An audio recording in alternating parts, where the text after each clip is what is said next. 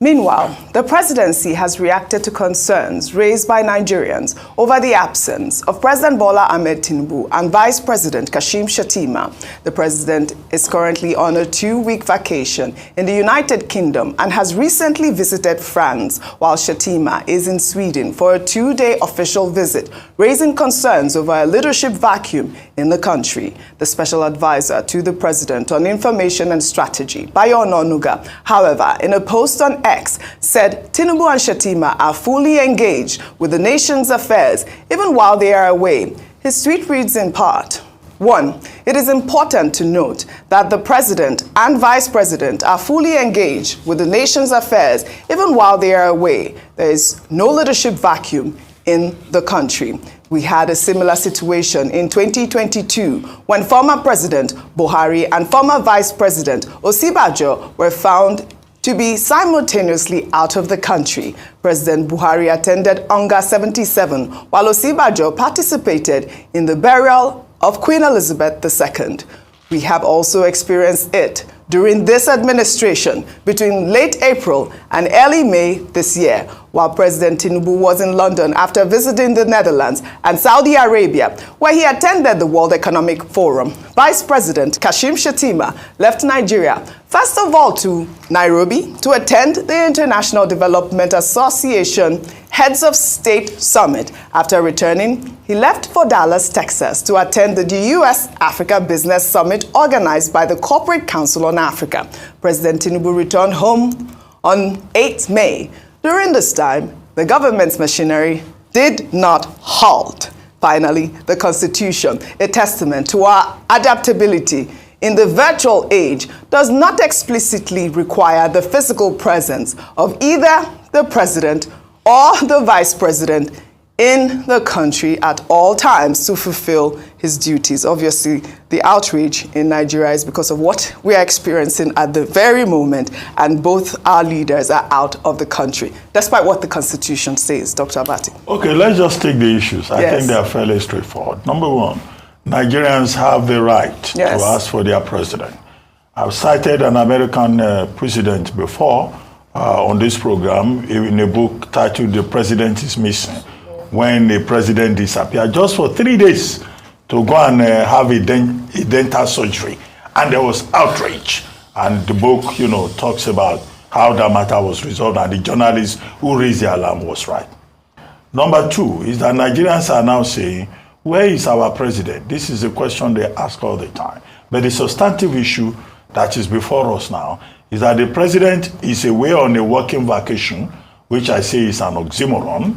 The vice president is off to Sweden, where, we're told he's going to have an official visit government officials, have bilateral engagements. So both of them, they have left the country.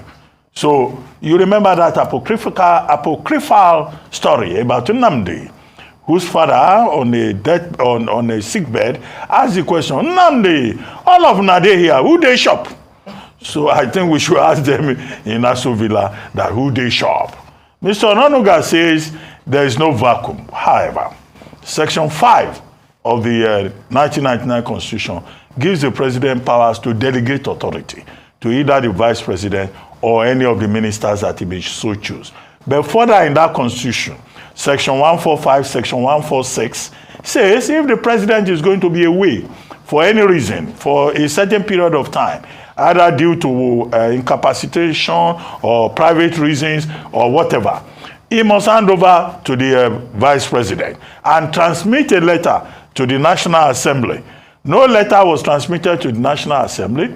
The vice president has just been there, functioning. Now the vice president himself, they say on the authority of President Tinubu, has gone abroad. So that's why I say, who they shop?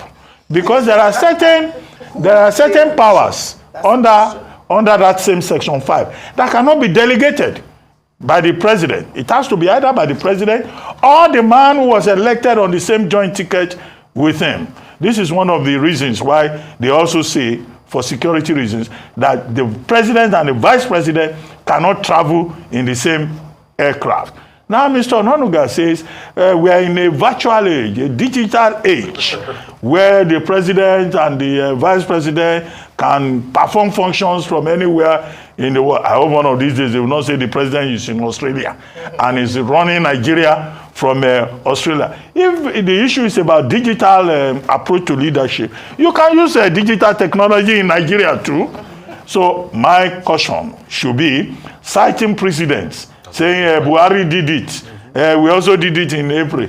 No, you can't be citing something because it's a president. What if that president is wrong? Exactly. So who is saying that president for president and VP to disappear at the same time is the right thing? Finally, they should not turn Nigeria into Cameroon.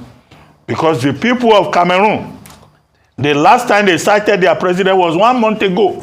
They are still looking for him. I don't want Nigeria to get to a situation whereby, Nigerians will be saying, where is our president? Where is our vice president? I think somebody was talking about common sense. This is the common sense threshold of this subject. Fantastic. We'll take another story. Well, the Minister of the Federal Capital Territory, Nyesom Wike, has backed the move by the federal government to impose a 25% effective tax rate on Nigerians earning 1.5 million naira and above monthly in the country.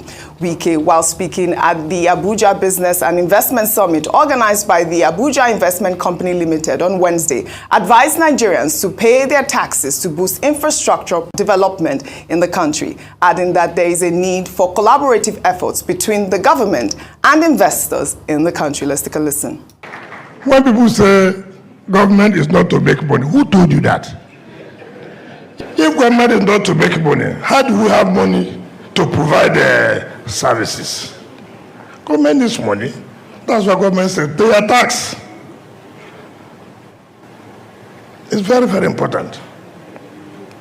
And so, while we provide an enabling environment, we also believe that we have to encourage you to make sure that you get what you're supposed to get and let government get what they're supposed to get. And that way, everybody will go home smiling. Well, all right. Okay. I mean, while I agree that taxes are supposed to be paid to help an economy, a lot of people are saying at this very moment, Nigerians are, stretched out. But I'd like to take this Margaret Thatcher's tweet, which began trending. And she wrote, prosperity. Yeah. Yes, absolutely. She wrote, prosperity will not come by inventing more and more lavish public expenditure programs. You do not grow richer by ordering another checkbook from the bank. No nation ever grew more prosperous by taxing its citizens beyond their capacity to pay. I don't know why you got surprised about Margaret Thatcher. Margaret Thatcher of the poor tax free that ended her premiership. Exactly, but that's actually the rhetoric. Yes.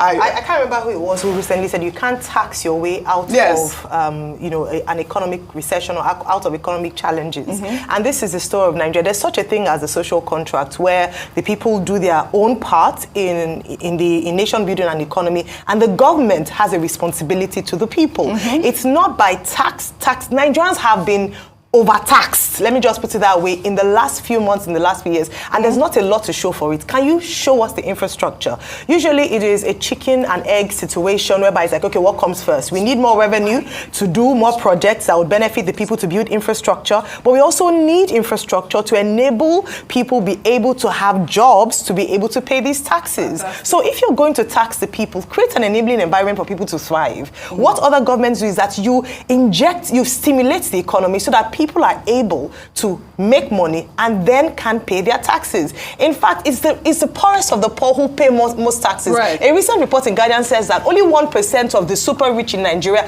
pay their taxes because most of them evade taxes. It's only people like you and me and here that we pay all the taxes in the country and are funding a few in terms of the elite. Right. You cannot tax the people to the death. If not, there'll be nothing else remaining and the people will further impoverish. Well, there's so much austerity in the town. Dr. Abati, I know you want to make a comment, but I want to take this comment from Osita Chidoka.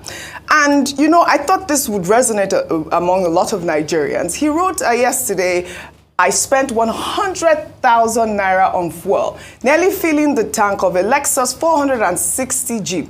at 1,140 naira per litre. I realized that this amount is 30,000 naira higher than Nigeria's 70,000 naira minimum wage. A minimum wage earner in Nigeria working 8 hours a day for 20 days a month earns approximately 437.5 naira per hour. It takes 2.6 hours of work to afford a litre of petrol. A young graduate earning 150,000 naira monthly requires 1.2 hours of work to purchase a litre. In comparison, Egypt, fuel costs 443 naira per litre, and the monthly minimum wage is 202,400 naira. That is 1,265 naira per hour. It takes 21 minutes of work to buy a litre. While in South Africa, fuel is 2,480 naira per litre, and the minimum wage is 395,824 naira per litre, and that is 2,320 naira per hour. So it takes 1 hour and 4 minutes to buy a litre. In Nigeria, a minimum wage earner needs 2.6 hours to buy a litre of fuel, compared to 21 minutes in Egypt and 1 hour and 4 minutes in South Africa. My take: fuel prices in Nigeria may not be high by global standards, but it appears incomes are too low to sustain meaningful consumption. It's time to rethink our economic growth and production strategies. Used 1,600 naira as exchange rates. That's how he got those calculations. But I think that he's spot on, Dr. Abati. Rufai is staging a protest. He doesn't want to comment on what's trending because he believes that we're not giving him enough time. So, Dr. Abati, go ahead. Okay, very quickly, I'll just talk about taxation. Nobody likes the taxman anywhere in the world. So, when I think it's Minister Wike saying people should pay tax. The big challenge in Nigeria is not about the taxation. It's about tax administration. The Nigerian people are saying, even if we pay this tax, what do they do with it? I saw a comment, somebody should say, well, you are saying we Nigerians must pay tax, businesses must pay tax. Then government people too must stop looting. That's the other side of it. So the challenge is about tax administration. As we speak, ahead of the October 30 budget in the United Kingdom, Rachel Reeves, the Chancellor, is saying she needs to plug a black hole of 40 billion pounds, and she wants to raise capital gains tax, reduce public spending, raise national insurance. Okay, everybody is saying, no. This will be additional hardship for the people. So even in England, they don't want to pay tax. But at least in that country, the people can still see what they do with the taxation. The problem here in Nigeria is, what do they do with the money? We will pay the money, you will not see result. You will only see people, riding yachts, living in mansions, riding SUVs. Why the people of Nigeria are suffering? The suffering that has also been perfectly described by Osita Chidoka in that quote from him, which has to do with the cost of living crisis that's what that it Nigerians face. And what I took away was the fact that he said that our income is too low. We cannot sustain this at this point.